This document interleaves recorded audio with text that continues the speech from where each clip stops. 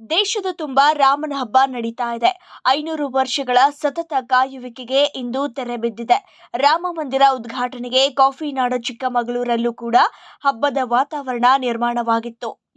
ಯಾವ ದೇವಾಲಯದಲ್ಲಿ ಏನೇನು ವಿಶೇಷವಿತ್ತು ಎಲ್ಲವನ್ನ ಹೇಳ್ತೀವಿ, ಈ ಸ್ಟೋರಿ ನೋಡಿ.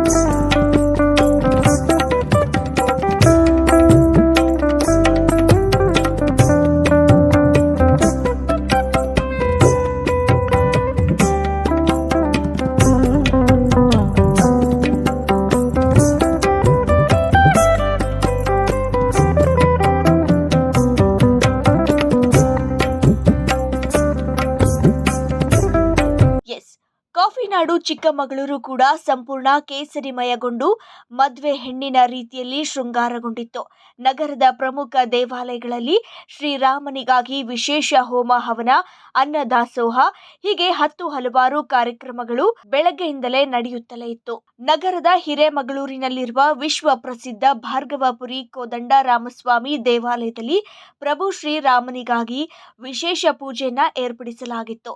ಚಿಕ್ಕಮಗಳೂರು ನೂತನ ಶಾಸಕರಾದ ಎಚ್.ಡಿ. ತಮ್ಮಯ್ಯನವರ ಸಮ್ಮುಖದಲ್ಲಿ ಹೋಮಕ್ಕೆ ಸಂಕಲ್ಪ ಮಾಡುವ ಮೂಲಕ ಕಾರ್ಯಕ್ರಮಕ್ಕೆ ಚಾಲನೆ ನೀಡಿದರು. ಆತ್ಮೀಯರೇ, ಎಲ್ಲ ಭಕ್ತಾದಿಗಳೇ, ಇವತ್ತು ದೇಶದಲ್ಲಿ ಒಂದು ಅಮೃತ ದಿನ. ಕಾರಣ ಏನು ಅಂತೇಳಿದರೆ, ಭಾಳ ವರ್ಷಗಳ ನಂತರ ರಾಮ ಜನಿಸಿದ ಅಯೋಧ್ಯೆಯಲ್ಲಿ ಬಾಲರಾಮನ ಪ್ರತಿಷ್ಠಾಪನಾ ಕಾರ್ಯ ಇವತ್ತು ನಡೀತಾ ಇದೆ. ಆ ಪ್ರತಿಷ್ಠಾಪನಾ ಕಾರ್ಯದಲ್ಲಿ ಏನು ಇವತ್ತು ಬಾಲರಾಮನ ಪ್ರತಿಷ್ಠಾಪನೆ ಮುಖಾಂತರ ದೇಶಕ್ಕೆ ಎಲ್ರಿಗೂ ಒಳ್ಳೆಯದನ್ನು ಬಯಸುವಂಥ ಕೆಲಸವನ್ನು ಮಾಡ್ತಾಯಿದೆ.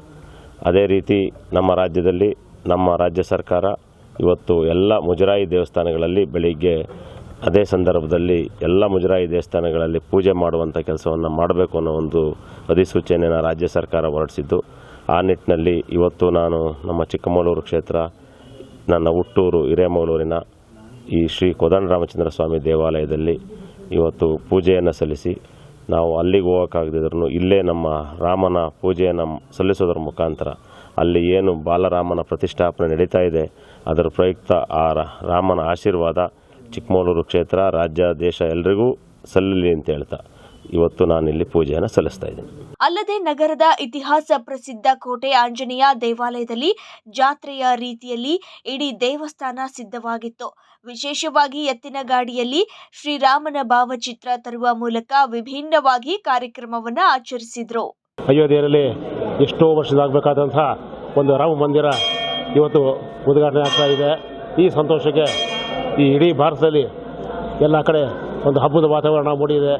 ಎಲ್ಲ ದೇವಸ್ಥಾನದಲ್ಲೂ ರಾಮತಾರಕ ಹೋಮ ಹಾಗೂ ಊಟ ಆಗಲಿ, ಏನು ರಾಮನಿಗೆ ಇಷ್ಟವಾದಂಥ ಪಾನಕ ಕೋಸಂಬರಿ ಆಗಲಿ, ಹಣ್ಣುಗಳಾಗಲಿ, ಅದನ್ನೆಲ್ಲ ದೇವರಿಗೆ ಅರ್ಪಣೆ ಮಾಡಿ 4 ಜನಕ್ಕೆ ಅನ್ನ ಸಮರ್ಪಣೆ ಅಂತ ಮಾಡ್ತಾಯಿದ್ದಾರೆ. ಈ ಸಂತೋಷ ವರ್ಷಕಾಲ ದೇವಸ್ಥಾನದಲ್ಲಿ ಇರಲಿ, ಯಾವಾಗಲೂ ಇರಲಿ, ಜನಗಳಿಂದ ಕೂಡ ಈ ಸಂತೋಷ ಅತಿ ಹೆಚ್ಚಾಗಿ ಎಲ್ಲ ದೇವಸ್ಥಾನವೇ ಬೆಳಗ್ಗೆಯಿಂದ ದೇವರಿಗೆ ಕ್ಷೀರಾಭಿಷೇಕ, ರಾಮತಾರಕ ಹೋಮ, ಆಮೇಲೆ ರಾಮತಾರಕ ಹೋಮ, ಪೂರ್ಣಾಹುತಿ, ಮಹಾಮಂಗಳಾರತಿ, ತೀರ್ಥ ಪ್ರಸಾದ ವಿನಿಯೋಗ ಹಾಗೂ ಅನ್ನ ಸಂತರ್ಪಣೆ ಎಲ್ಲ ಆಗ್ತಾ ಇದೆ. ಸಂಜೆ ದೀಪೋತ್ಸವ ಕಾರ್ಯಕ್ರಮ ಕೂಡ ಇದೆ. ಇದಕ್ಕೂ ಕೂಡ ಜನ ಅತಿ ಹೆಚ್ಚು ಕಾರ್ಯಕ್ರಮವನ್ನು ಭಾಗವಹಿಸಿ ರಾಮನಿಗೆ ತಮ್ಮ ಭಕ್ತಿಯನ್ನು ಅರ್ಪಣೆ ಮಾಡ್ತಾರೆ ಅಂತ ಅನ್ಕೊಂಡಿದ್ದೀನಿ. ನಗರದ ಬಸವನಹಳ್ಳಿ ರಸ್ತೆಯಲ್ಲಿರುವ ಪುರಾತನ ಶ್ರೀರಾಮನ ದೇವಸ್ಥಾನದಲ್ಲೂ ಕೂಡ ಮುಂಜಾನೆಯಿಂದಲೇ ಶ್ರೀರಾಮನ ಜಪ ತಪ ಜೊತೆಗೆ ರಾಮತಾರಕ ಹೋಮ, ಸೀತಾಮಾತೆಯ ತೊಟ್ಟಿಲು, ಬರುವ ಭಕ್ತರಿಗೆ ಪ್ರಸಾದ ವ್ಯವಸ್ಥೆ, ಇನ್ನು ಹಲವು ಕಾರ್ಯಕ್ರಮಗಳನ್ನು ಆಯೋಜನೆ ಮಾಡಲಾಗಿತ್ತು. ಜೈ ಶ್ರೀರಾಮ್. ಇವತ್ತಿನ ದಿನ ನಮಗೆ ಏನು ಅನ್ನಿಸ್ತಿದೆ ಅಂದರೆ 500 ವರ್ಷದಿಂದ ನಾವು ವನವಾಸದಲ್ಲಿದ್ವಿ. ರಾಮ ಹೇಗೆ ವನವಾಸದಲ್ಲಿದ್ದರು ಹಾಗೆ ನಾವು ವನವಾಸದಲ್ಲಿದ್ವಿ ಅನಿಸುತ್ತೆ. ಇವಾಗ ರಾಮ ಬಾಲರಾಮ ಪ್ರತಿಷ್ಠಾಪನೆ ಆಗಿರೋದ್ರಿಂದ ನಮಗೆ ಮತ್ತೆ ಮರುಜೀವ ಬಂದಿರೋ ಥರ ಅನ್ನಿಸ್ತಾ ಇದೆ. 500 ವರ್ಷಗಳ ಕಾಲ ಅಯೋಧ್ಯೆಯಲ್ಲಿ ಸ್ಥಾಪಿತರಾಗದಿದ್ದು ಈ ದಿನ ಮೋದಿಯವರು ಸ್ಥಾಪನೆ ಮಾಡಿದ್ದಾರೆ. ಅವರಿಗೆ ನಾನು ತುಂಬ ಕೃತಜ್ಞತೆಯನ್ನು ಸಲ್ಲಿಸುತ್ತೇನೆ. ಹಾಗೆ ಶ್ರೀರಾಮ ಮಂದಿರನ ಹಿರೇಮಗಳೂರು ಕೋದಂಡ ರಾಮಚಂದ್ರ ಸ್ವಾಮಿ ದೇವಾಲಯದಲ್ಲಿ ನೋಡ್ಕೊಂಡು ಬರ್ತಾಯಿದ್ವಿ. ಪ್ರತಿ ಕ್ಷಣವೂ ಅಲ್ಲಿ ಯಾವಾಗಲೂ ಅಯೋಧ್ಯೆ ಬಗ್ಗೆ ಹೇಳ್ತಾ ಇದ್ರು. ಆದರೆ ಇವತ್ತು ಪ್ರತಿಷ್ಠಾಪಿಸಿರೋದ್ರಿಂದ ನಮಗೆ ಹಬ್ಬದ ವಾತಾವರಣ ಮೂಡಿದೆ. ಜೈ ಶ್ರೀರಾಮ್. ಪ್ರತಿ ಕ್ಷಣನೂ ನಾವು ರಾಮ ಭಕ್ತರಾಗಿ ನಮ್ಮ ಸೇವೆಯನ್ನು ಸಲ್ಲಿಸುತ್ತೇವೆ. ಜೈ ಶ್ರೀರಾಮ್, ಜೈ ಶ್ರೀರಾಮ್, ಜೈ ಶ್ರೀರಾಮ್.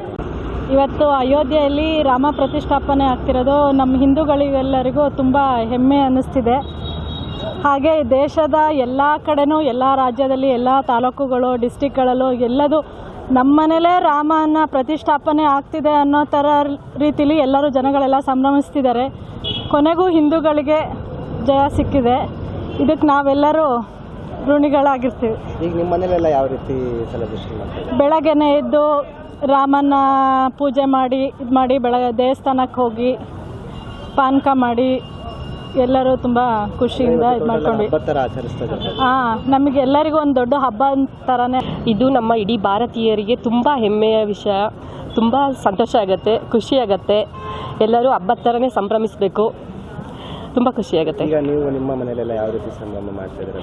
ಅದೇ ಮನೆಯಲ್ಲೆಲ್ಲ ಮಾಮೂಲಿ ಅಂತೆ ಹಬ್ಬದ ರೀತಿಯಲ್ಲಿ ಪೂಜೆ ಎಲ್ಲ ಮಾಡಿಬಿಟ್ಟು ಹೊಸ ಬಟ್ಟೆ ಎಲ್ಲ ಹಾಕ್ಕೊಂಡು ಖುಷಿಯಾಗಿ ದೇವಸ್ಥಾನಕ್ಕೆಲ್ಲ ಹೋಗಿ ಚೆನ್ನಾಗಿ ಸೆಲೆಬ್ರೇಟ್ ಮಾಡ್ತಾ ಇದ್ದೀವಿ. ಮಂಗಳೂರಲ್ಲಿ ಈ ದೇವಸ್ಥಾನ ತುಂಬ ಹಳೆ ಪುರಾತನ ದೇವಸ್ಥಾನ. ಇಲ್ಲೂ ಕೂಡ ತುಂಬ ಚೆನ್ನಾಗಿ ಮಾಡಿದ್ದಾರೆ. ಹೌದು, ತುಂಬ ಚೆನ್ನಾಗಿ ಮಾಡಿದ್ದಾರೆ. ಪೂಜೆ ಎಲ್ಲ ತುಂಬ ಅಲಂಕಾರ ಎಲ್ಲ ತುಂಬ ಚೆನ್ನಾಗಿ ನಡೀತದೆ. ಪೂಜೆ ಹವನ ಎಲ್ಲ ನಡೀತದೆ. ಎಲ್ಲ ಭಕ್ತಾದಿಗಳೆಲ್ಲ ತುಂಬ ಜನ ಬರ್ತಾ ಇದ್ದಾರೆ. ತುಂಬ ಖುಷಿಯಾಗತ್ತೆ. ಎಲ್ಲರೂ ತುಂಬ ಚೆನ್ನಾಗಿ ಸೆಲೆಬ್ರೇಟ್ ಮಾಡಿ ಹಿಂದುತ್ವವನ್ನು ಮೆರೀರಿ ಖುಷಿಯಾಗುತ್ತೆ. Thank you. ಇನ್ನು ನಗರದ ಪ್ರಸಿದ್ಧ ವಿಜಯಪುರ ಆಂಜನೇಯ ದೇವಾಲಯದಲ್ಲಿ ಶ್ರೀರಾಮನಿಗಾಗಿ ವಿಶೇಷ ಪೂಜೆ, ರಾಮತಾರಕ ಹೋಮ, ಬರುವ ಭಕ್ತರಿಗಾಗಿ ಸೆಲ್ಫಿ ವಿತ್ ನನ್ನ ರಾಮ ಪೋಸ್ಟರ್ ಪ್ರಸಾದ ವಿನಿಯೋಗ ಇಂತಹ ಸೇವೆಗಳನ್ನು ಭಕ್ತಾದಿಗಳಿಗಾಗಿ ಆಯೋಜಿಸಲಾಗಿತ್ತು. ರಾಮಭದ್ರಾಯ ರಾಮಚಂದ್ರಾಯ ವೇದಸೆ ರಘುನಾಥಾಯ ನಾಥಾಯ ಸೀತಾಯ ಪತಯೇ ನಮಃ ಅನ್ನುವಂತಹ ಒಂದು ಶ್ಲೋಕವನ್ನು ನಿರಂತರವಾಗಿ ಕೇಳಿಕೊಂಡು ಬಂದಿರತಕ್ಕಂಥ ಭಾರತೀಯರ 500 ವರ್ಷಗಳ ಕನಸಿಗೆ ಇವತ್ತು ಒಂದು ವಿಶೇಷವಾಗಿರ್ತಕ್ಕಂಥ ನನಸಿನ ಸ್ಥಾನ ಸಿಕ್ಕಿದೆ. ಅಯೋಧ್ಯೆಯಲ್ಲಿ ಶ್ರೀರಾಮಲಲ್ಲಾನ ವಿಗ್ರಹದ ಪ್ರಾಣ ಪ್ರತಿಷ್ಠೆಯಾಗಿದೆ. ದೇವಸ್ಥಾನದ ಉದ್ಘಾಟನೆಯಾಗಿದೆ. ಈ ಸಂದರ್ಭದಲ್ಲಿ ಸಾತ್ವಿಕರೆಲ್ಲರೂ ಸೇರಿ ಕರೆ ಕೊಟ್ಟಿರ್ತಕ್ಕಂತಹ ರೀತಿಯಲ್ಲಿ ದೇಶಾದ್ಯಂತ ಎಲ್ಲ ದೇವಸ್ಥಾನಗಳಲ್ಲಿ ಕೂಡ ವಿಶೇಷವಾಗಿರ್ತಕ್ಕಂಥ ಪೂಜೆಗಳನ್ನು, ಹೋಮಗಳನ್ನು, ಹವನಗಳನ್ನು ಮಾಡ್ತಾ ಇದ್ದಾರೆ. ಈ ನೆಲ ಧಾರ್ಮಿಕತೆಯಿಂದಲೇ ಇಡೀ ವಿಶ್ವದ ಗಮನ ಸೆಳೆದಿರ್ತಕ್ಕಂಥದ್ದು. ಅಧ್ಯಾತ್ಮದಿಂದ ಇಡೀ ಜಗತ್ತು ನಮ್ಮ ಕಡೆಗೆ ತಿರುಗಿ ನೋಡಿರುವಂಥದ್ದು. ಶ್ರೀರಾಮ್. ಪ್ರಭು ಶ್ರೀರಾಮಚಂದ್ರ ಭಗವಾನ್ ಕಿ ಜೈ. ರಾಮನ ಆಶೀರ್ವಾದದಂತೆ ಇವತ್ತು ಇಡೀ ಚಿಕ್ಕಮಗಳೂರಲ್ಲಿ 1300ಕ್ಕಿಂತನೂ ಹೆಚ್ಚು ದೇವಸ್ಥಾನಗಳಲ್ಲಿ ಇವತ್ತು ನಮಗೆ ಸಂಭ್ರಮವನ್ನು ಆಚರಣೆ ಮಾಡ್ತಾ ಇದ್ವಿ. ಪ್ರತಿಯೊಂದು ದೇವಸ್ಥಾನದಲ್ಲಿ ತುಂಬ ಚೆನ್ನಾಗಿ ಸ್ಥಳೀಯರು ಎಲ್ಲರೂ ಆ ದೇವಸ್ಥಾನ ಸುತ್ತಮುತ್ತ ಇರೋ ಮನೆಗಳ ಕುಟುಂಬಗಳೆಲ್ಲ ಸೇರಿ ಅಲಂಕಾರ ಮಾಡಿ ರಾಮನಾಮ ಜಪ, ತಾರಕ ಹೋಮ, ಹಾಗೇನೆ ಹನುಮಾನ್ ಚಾಲೀಸ, ಜೊತೆಗೆ ಭಜನೆ ಈ ರೀತಿ ಮಾಡಿ, ಮತ್ತು ಜೊತೆಗೆ LED ಲೈವನ್ನು ಇಟ್ಕೊಂಡು ಎಲ್ಲರೂ ಒಟ್ಟಿಗೆ ಕೂತ್ಕೊಂಡು ಕುಟುಂಬ ಎಲ್ಲರೂ ಸೇರಿ ಆನಂದವಾಗಿ ಇವತ್ತು ಶ್ರೀ ಬಾಲರಾಮನ ಪ್ರತಿಷ್ಠಾಪನೆಯನ್ನು ನಾವೆಲ್ಲ ನೋಡಿದ್ವಿ ಈಗಾಗಲೇ. ಒಟ್ಟಿನಲ್ಲಿ ಹಿಂದುತ್ವದ ಭದ್ರಕೋಟೆ ಅಂತ ಕರೆಸಿಕೊಳ್ಳುವ ಕಾಫಿ ನಾಡಿನಲ್ಲಿ ವಿಶೇಷ ಮತ್ತು ವಿಭಿನ್ನವಾಗಿ ಆಚರಿಸಲಾಯಿತು. ಸುದ್ದಿ 18 ಸದಾ ನಿಮ್ಮೊಂದಿಗೆ.